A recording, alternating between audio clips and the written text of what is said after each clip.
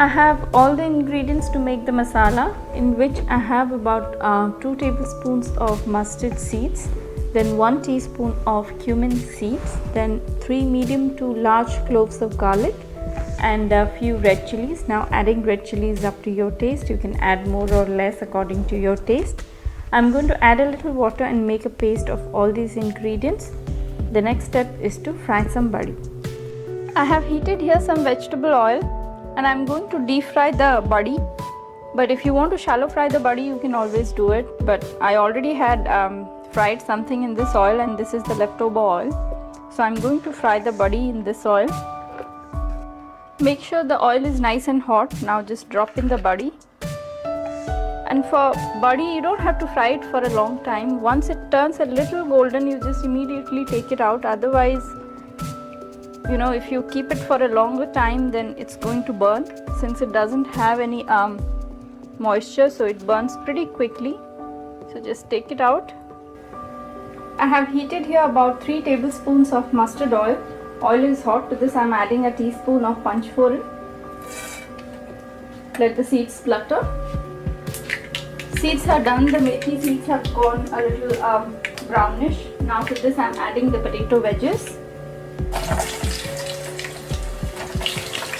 I have taken here 2 medium-sized potatoes which I have cut into wedges. After adding the potatoes, bring the heat to medium to low. I am adding about half a teaspoon of turmeric powder and a teaspoon of salt. And I am going to cover the lid and let it cook on medium to low heat till the potatoes are well cooked and nice and tender. So cover the lid and let it cook on low heat. I have been cooking the potatoes for quite some time now. The potatoes are almost cooked. They are still a little firm, not very soft. Some people add some boiled potatoes in this recipe, but I'm taking here some raw potatoes. But if you want to use boiled potatoes, you can always add that. In that case, you don't have to cook them any further. Once you add the potatoes, the boiled potatoes, to this panchphoron, then you put the masala and that's it. But since I have taken here the raw ones, I have to cook them. So the potatoes are almost cooked now. To this I am adding the masala that I made from mustard seeds, cumin seeds, garlic and red chili. So that masala goes in. Since this masala has mustard seeds, you don't have to cook it for a very long time, otherwise the mustard seeds will turn bitter. After adding the masala, give it a mix. And I'm going to cook this masala for about a minute, not more than that. Since it has mustard seeds, if you overcook it, it's going to taste bitter. So just cook it for about a minute or less than a minute, and that would do.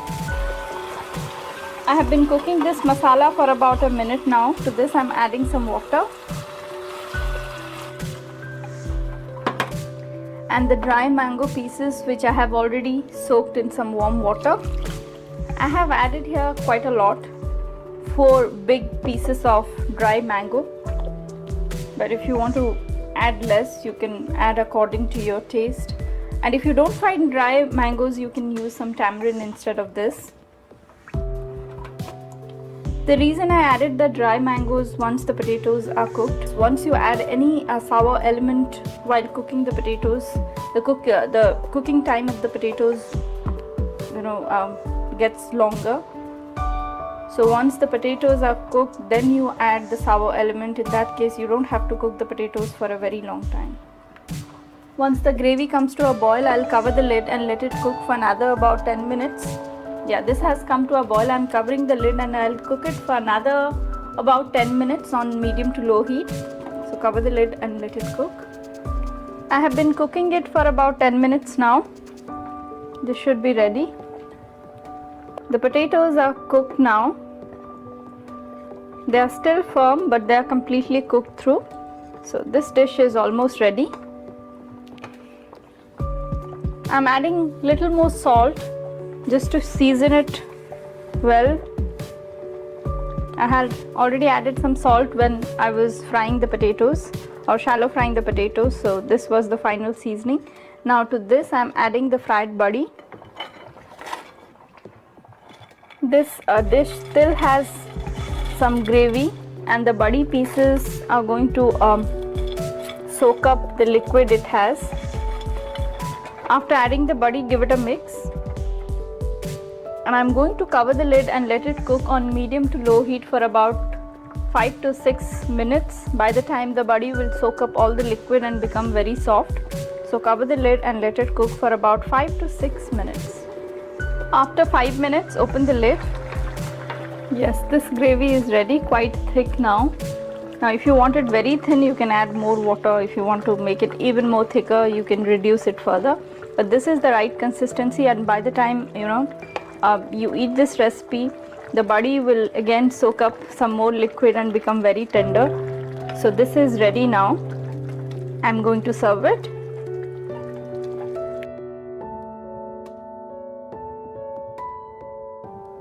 Potato, badi and dry mango curry is ready.